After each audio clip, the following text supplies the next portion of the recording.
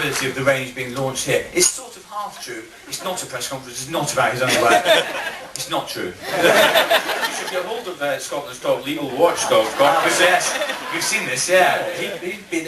Think of the publicity. You get another photo in tomorrow with him wearing Thorpe's new undergarments. Yeah. I don't need persuading twice about that. Where can we find this pantsless man? Anywhere where there's something protruding where it shouldn't be, they'll be at the end of it, I'm sure. There's tongue poking out. You see a man whose tongue is slowly edging out of his mouth.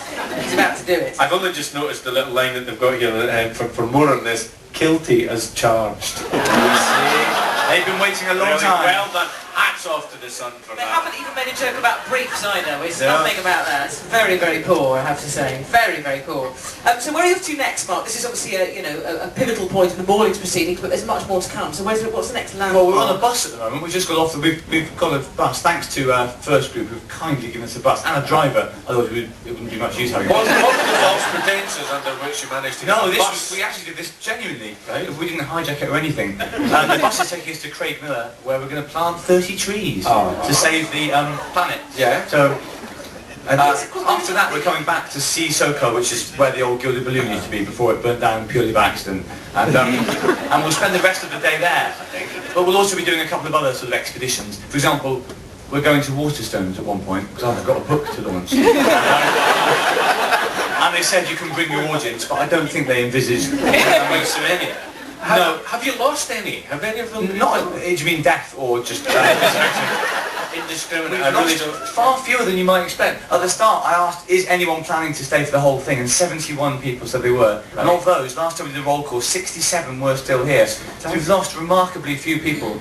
Part of it is just, once you're in the room, it's hard to get out really. It's more just to stay there listening than to lose. So the bus, this little expedition could break the spirit of some people. If it rains while we're planting the trees, I expect to lose 10 to 12 more. But some people will clearly stay to the bitter end, if only because they've not booked any accommodation. What kind of trees? Yeah. I don't know the answer to that. Corey? No, we still don't know, do we? No. Probably really nice, nice trees. Yeah. Not horrible ones, proper nice trees. Think of your favourite tree, it'll be like that. I know. Oh, there you are. Loads of them. Scots pine. Very nice. Yeah. Oh, we've got some hornbeam. Hornbeam. We've got to vote for a hornbeam. A bird or something. Douglas fir. I like a bit of that. Beach. Now it's just shouting. Just turned into a tree seminar now. Well, we'll do our best to satisfy all of these. Well, that would be good. If anybody's listening from the Woodlands Trust, and there's any other trees you'd like us to mention, get in touch.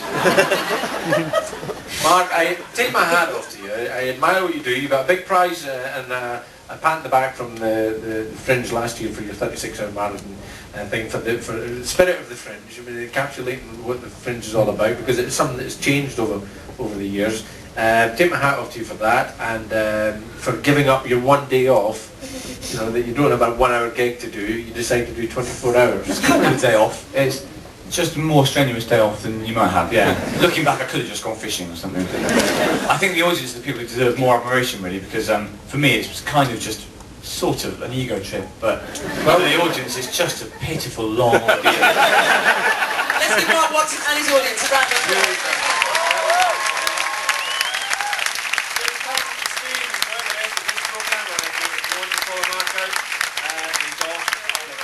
Mark Watson, can I briefly talk to you about the point of life is on a pleasant one until the 27th of August. Now, let's welcome back